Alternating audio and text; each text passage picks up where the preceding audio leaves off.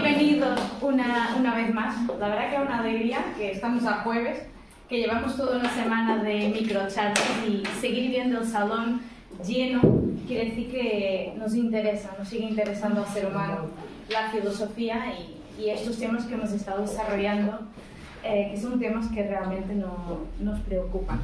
Bueno, pues recordemos una vez más que Nueva Acrópolis, como organización internacional y escuela de filosofía, promovió esta Semana de la Filosofía Activa en toda España y, obviamente, como centro aquí en Almería, hemos querido hacerlo de esta manera, promoviendo temas que se desarrollan en nuestro curso de filosofía, pero que fundamentalmente son temas humanos, son temas que nos preocupan, creo que a todos que hemos asistido desde el lunes a las diferentes charlas, nos hemos ido preguntando esas ideas seguramente a lo largo de la vida y por ello queríamos ofrecer este formato a que podamos dialogar.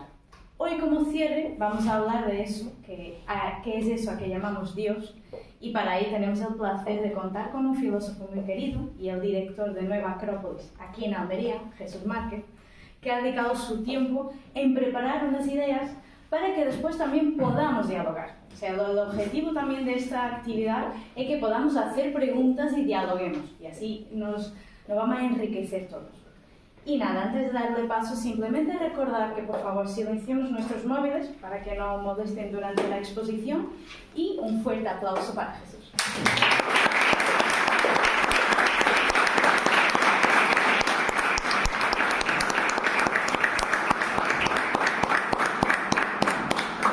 Muchísimas gracias. ¿Qué es eso que llamamos Dios? Si os digo la verdad, cuando me estaba preparando en realidad una reflexión que vamos a compartir para poder dialogar, cuando veía la pregunta decía, hay que tener coraje para hablar de esto, o que podíamos hablar de esto. Pero creo que eso es precisamente una de las cosas que reivindicamos en la Acrópolis desde hace mucho tiempo, que es la filosofía y el ejercicio de la filosofía, el filosofar, el poder dialogar sobre estos temas que aparentemente pueden ser peliagudos, como el tema de Dios. Se puede dialogar sobre Dios, es necesario dialogar sobre este tema. ¿Y por qué no? ¿Por qué? Nos podríamos preguntar, ¿por qué es necesario hablar sobre este tema? Convendréis conmigo que durante la historia de la humanidad, en todo el orden, en cualquier cultura, en cualquier civilización, se ha hablado de la idea, o por lo menos se ha tratado de hablar de este tema. Por lo tanto, creo que es un tema que interesa, hasta nuestra época, ¿no? Evidentemente. Tiene que interesar, es decir, ha sido una inquietud humana, por no decir la inquietud humana. Y todo eso nos tiene que llevar a esta capacidad de poder dialogar sobre este tema. No es un tema tabú, no es un tema que está solo sujeto a la creencia, no es un tema que está solo sujeto a determinada fe. ¿No? Creo que es un tema sobre el que se puede dialogar porque lo estamos sustentando sobre una idea que ha podido recorrer la historia de la humanidad, adquirir muchas formas, adquirir muchos símbolos, pero detrás de todo eso se encierra una idea. Y creo que es lo que nos interesa y es lo que tenemos que tratar de poder dialogar o poder de establecer un diálogo entre nosotros, para ver si sacamos algo en claro, si es que se puede cerrar esta pregunta, ¿qué es eso que llamamos Dios? O si nos suscita otras preguntas que nos puedan servir en nuestra vida. Como decía, para poder dialogar sobre el tema de Dios, tenemos que quitarnos determinados, creo que prejuicios, puede ser, sobre que esto es un tema únicamente de la religión, ¿sí? Pareciera que todo eso ha sido siempre un tema religioso. No es cierto. No es cierto porque en la filosofía también se ha hablado sobre este tema. No particularmente con un nombre en concreto, como nos podemos encontrar en las creencias o en la fe, sino que ha tratado de exponerlo de una forma más amplia, ¿no? De una forma bastante amplia. Por eso, una de las preguntas que me hacía era ¿por qué la insistencia del hombre a lo largo de la historia acerca de esta idea de Dios? ¿Por qué? ¿por qué el hombre se ha preguntado sobre este tema? ¿O ha tratado de ponerle nombre, cualidades, atributos al tema de Dios? Probablemente, o nos podríamos plantear, tal vez no se esconde una realidad detrás de esa idea. Para eso, yo también me hacía otra pregunta que a lo mejor pues ya podríamos abrir hasta parte del debate. ¿Qué idea manejamos de Dios? ¿Cuál es la idea que manejamos? ¿Qué idea se maneja en nuestro momento histórico sobre Dios? Para eso, yo me he ido un poco a Platón, ¿sí? ¿Por qué? Porque hay un diálogo que tiene sobre el crátilo, donde, el diálogo se llama el crátilo, no es sobre el crátilo, el diálogo se llama el crátilo, pero habla sobre el valor de las palabras y el valor de los nombres, del nombre que le damos a las cosas. Fijaos que dice Platón. Dice una frase curiosísima. El nombre o el nombrar es un instrumento para enseñar y distinguir la esencia de aquello que observamos o percibimos. Es decir, dentro del ser humano, detrás de todo aquello que percibe la vida, necesita la capacidad de darle un nombre que refleje esa idea que maneja. Por lo tanto, nos tenemos que preguntar de dónde nos viene la palabra de Dios. ¿Sí? ¿Cuál es su origen? ¿Lo sabéis? Venga, algunos sí lo saben. ¿Sí o no? ¿No? Bueno, la palabra Dios no viene del latín deus, ¿sí? Pero a su vez tiene su origen en el griego theos. ¿Y qué quiere decir theos? Me dicen, pues theos quiere decir Dios, sí, pero ¿qué significaba en la lengua ática? Por eso me fui al crátilo. Y fijaos lo que dice Platón al respecto. Bueno, aparte de decir esa frase del nombre, ¿no? Él empieza a plantear sobre el valor, la necesidad que tenemos de dar un nombre a las cosas y cómo ese nombre tiene que reflejar esa cualidad, esa esencia. Y entonces durante todo el diálogo pues plantea esta pregunta con Hermógenes, que con el que va dialogando, y le dice: ¿no es entonces justo comenzar por los dioses y examinar por qué han recibido exactamente el nombre de dioses? Y después nos dice Theos. Y Hermógenes le dice: es razonable al menos. Y aquí entra Platón y dice: yo por mi parte sospecho, desde luego, algo así. Me parece que los primeros hombres que rondaron la Hélade tuvieron solo por dioses precisamente al sol y a la luna, a la tierra o a los astros y al cielo. Pues bien, como veían siempre a todos estos en movimiento y a la carrera, teonta, le pusieron el nombre de dioses, teous, y a partir de la naturaleza de este correr, teín, posteriormente cubrieron, descubierto todos los demás y siguieron llamándole por ese nombre, dioses, teos. ¿Tiene lo que digo alguna semejanza con la verdad o ninguna en absoluto? Y Hermógenes responde: tienes toda la razón.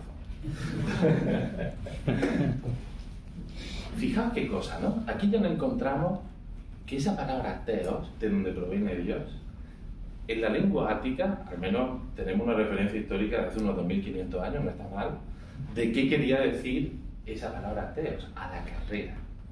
Como que es algo difícil de apresar, algo que está en permanente movimiento. Por lo tanto, fijaos si ya nos resulta difícil desde el punto de vista filosófico clásico ese elemento de apresar la idea de Dios. Ya es complejo, ¿no? Es bastante complejo. Por lo tanto, yo creo que aquí ya nos suscita Platón un primer elemento, ¿sí? Esto va a la carrera, a ver qué puedes coger, a ver qué eres capaz de apresar de esta idea. ¿Qué es lo que te sugiere? ¿No? Desde luego, cuando vas estudiando y vas leyendo un poco más sobre elementos filosóficos de Oriente y Occidente, ya empiezan a converger que el tema de Dios no es tanto la personificación o como decía, la deidad, sino que tratan de buscar más el elemento de la causa, ¿sí? Nos empiezan a hablar de ese Dios como la causa y el origen de todo lo que existe. Por eso en filosofía o en algunos textos filosóficos nos vamos a encontrar que no se habla de la palabra de Dios exactamente. No empiezan a hablar de lo uno, no empiezan a hablar de aquello, no empiezan a hablar de algo que es incomprensible, o por lo menos difícil de comprender. En sánscrito no me atrevo a pronunciarlo, en chino tampoco, pero también tenían nombres para que más o menos manejan esa misma idea. Hay un elemento causal, o hay una causa, que es el origen de todo lo que existe. Los presocráticos empiezan a manejar una idea interesante, que además lo utilizamos también en nuestro vocabulario, el arché o el arché. Nosotros lo tenemos en nuestro castellano como forma parte de algunas palabras como arquetipo, arqueología, el arqué, el arjé, el arché. Eso es algo que empiezan a trabajar los presocráticos y que después van a recuperar toda la historia de la filosofía clásica, y que después la filosofía oriental también lo trabaja de la misma manera. Pero no hablan de ese origen, un origen que es la causa de todo lo que existe. Fijaos que todo eso, con el pensamiento de nuestra época, nos puede entrar en contradicción, porque ¿qué pensáis vosotros? ¿El origen de la vida del cosmos es causal o casual? ¿Causal? ¿Qué pensáis del resto? ¿Causal o casual? Causal. Hay una causa, ¿sí? ¿Estamos de acuerdo? Fijaos que hay pensamientos en nuestro momento donde nos dicen todo lo contrario, que el origen de la vida y el origen del cosmos es una casualidad. Leyendo una filósofa del siglo XIX, ella ponía un ejemplo bastante contundente. Yo lo voy a hacer más sencillo, ¿sí? Si el origen de la vida y del universo fuera causal, ¿vosotros qué pensáis? Si yo descompongo esta pluma en sus tres componentes, ¿no?, y lo lanzo arriba, ¿vosotros creéis que caerá al suelo hecho una pluma, enroscada con su capuchón presionado? Es decir, la ley de probabilidad tal vez nos diga que sí, en una proporción infinitesimal, pero la experiencia vital y nuestro sentido común o nuestra sensatez nos dice que es prácticamente imposible. Esta filósofa del siglo XIX ponía un ejemplo bastante más fuerte. Decía que ella creería que el origen de la vida, el universo, sería una casualidad si cogiendo trozos de madera, tubos y un fuelle y lo lanzamos al aire y cae hecho un órgano tocando una fuga de Bach, entonces ella creería en la casualidad. Ese sentido tan aplastante nos empieza a acercar a ese elemento de que efectivamente, probablemente la vida no sea origen de una casualidad. La vida, el cosmos, el universo, tenga una causa, un origen. ¿Y podemos conocer esa causa, ese origen? Se nos hace complicado, ¿verdad? Ojalá. Se nos hace complicado, ojalá. Efectivamente, es bastante complejo, pero sin embargo, ya Dani ayer, cuando hablaba de la justicia, ya nos soltó algo sobre eso de las leyes. Efectivamente, hay elementos observables por parte del ser humano, que esa causa se manifiesta de una forma inteligente. Es lo que nosotros percibimos como las leyes de la naturaleza, la armonía, el sentido que tiene todo esto, ¿sí? Cuando observamos nuestro propio cuerpo, ¿no? Si esto está pensado, yo no he hecho nada, esto sigue su curso, ¿no? O cuando también vemos prodigios tan interesantes, ahora que estamos en el otoño, que es la época de las semillas, ¿sí?, la época de la siembra. Fijaos cómo hay elementos prodigiosos en algo tan pequeño, ya está la idea de un proyecto de lo que va a ser en el futuro. La única diferencia que hay entre una semilla y un árbol es el tiempo. Es decir, el tiempo, pero respondiendo a unas leyes, a unos ciclos. Es decir, hay toda una serie de cosas que para el ser humano, cuando se pone en contacto con eso, cuando observa todo eso, cuando es capaz de, por sentido común, y ve una cierta lógica de la vida, ve todos esos procesos, dice, aquí hay algo que se me escapa. ¿Le llamamos Dios? Venga. Aquí hay algo que se me escapa, aquí hay una causa que no llego a comprender, pero el hecho de que no lo comprenda no tiene por qué llevarme a negarlo, sino que esto hay que descubrirlo. Por eso también cuando a eso que llamamos Dios es un misterio, pero es un misterio maravilloso, es un misterio que en la medida en que vayamos comprendiendo esas leyes, en la medida en que vayamos comprendiendo el sentido de las cosas, probablemente ese misterio se va desvelando poco a poco. De hecho, ese era el sentido de la filosofía en principio. La palabra que se utilizaba antes para la filosofía era aletheia, que era el desvelar, ¿no? Desvelar los secretos de la naturaleza, para uno alcanzar la sabiduría y llegar a comprender ante qué misterio se encontraba. Pero fijaos, la filosofía no se quedaba ahí. No se quedaba solamente en el conocimiento o en el acercamiento a esas leyes. Decía algo, creo que bastante más complejo incluso. Llegaba a decir, o nos propone la filosofía clásica y tradicional, que eso que llamamos la causa resulta que está en todo, lo que existe en todo, pero en el hombre también. Pero el hombre se da una particularidad, que el hombre tiene la capacidad de reflexionar sobre aquello que percibe, es consciente de aquello que percibe. Hoy por hoy no conocemos nada en la naturaleza que tenga esa cualidad de reflexionar, de preguntarse, incluso de atribuir un nombre a aquello que desconoce y que tal vez sea Dios. De hecho, esa es la palabra de antropos. Antropos, también Platón en ese diálogo el Crátido, dice que antropos quiere decir aquel que reflexiona sobre lo que ve y percibe. Eso es lo que quiere decir antropos.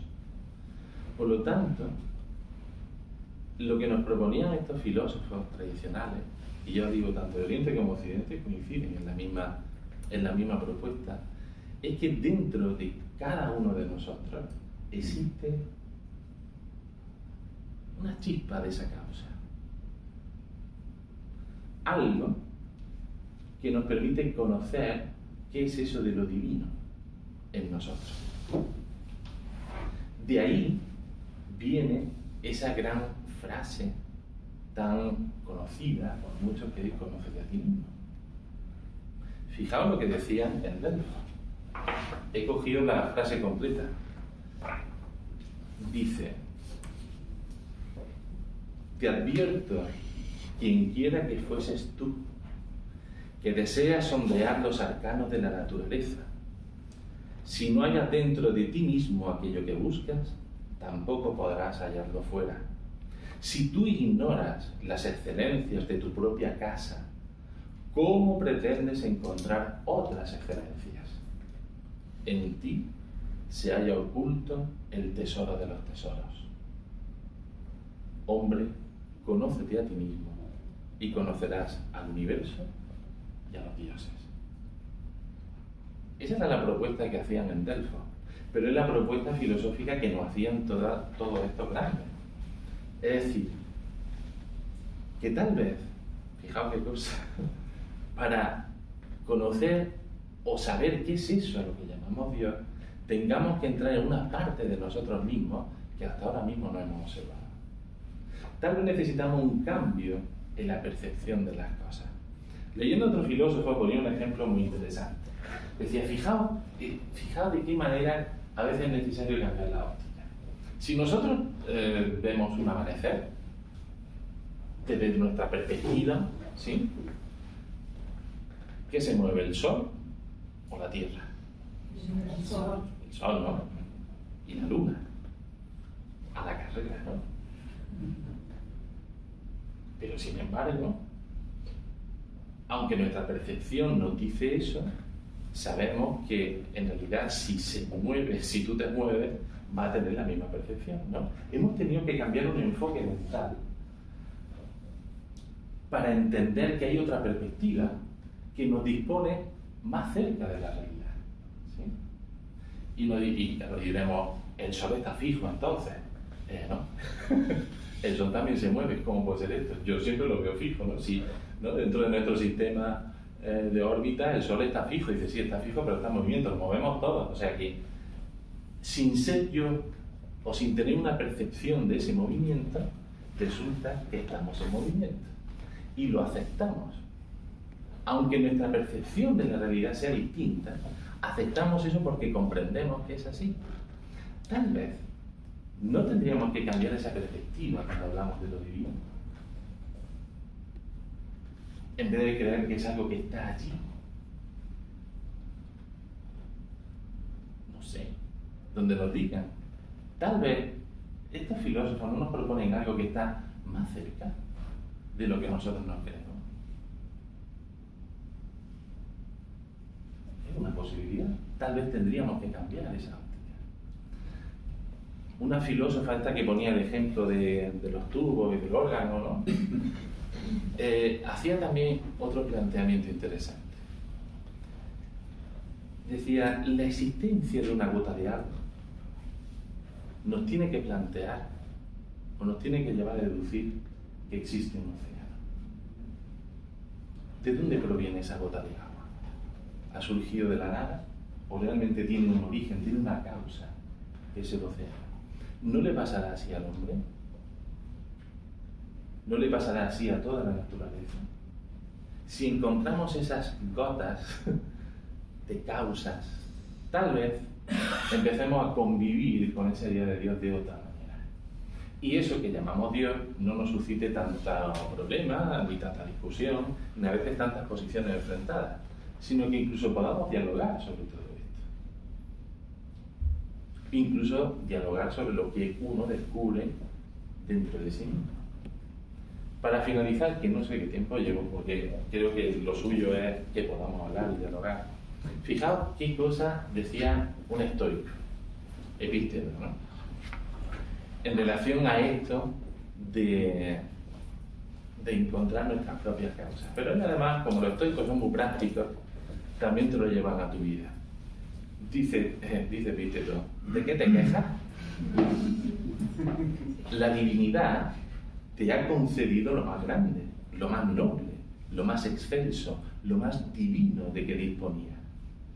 El poder hacer buen uso de tus opiniones y el de encontrar en ti mismo tus verdaderos bienes. ¿Qué más quieres? Vive pues contento y no ceses de agradecer y rogar a un Padre tan magnánimo y tan bondadoso. Es una invitación a todo eso, ¿no? A que también podamos convivir con ese elemento y que también podamos desarrollar dentro de nosotros, ¿por qué no decirlo?, esa parte más excelsa, divina, misteriosa que somos nosotros. Esta es la reflexión que quería compartir con vosotros de qué es eso a lo que llamamos Dios. Y la respuesta es la verdad.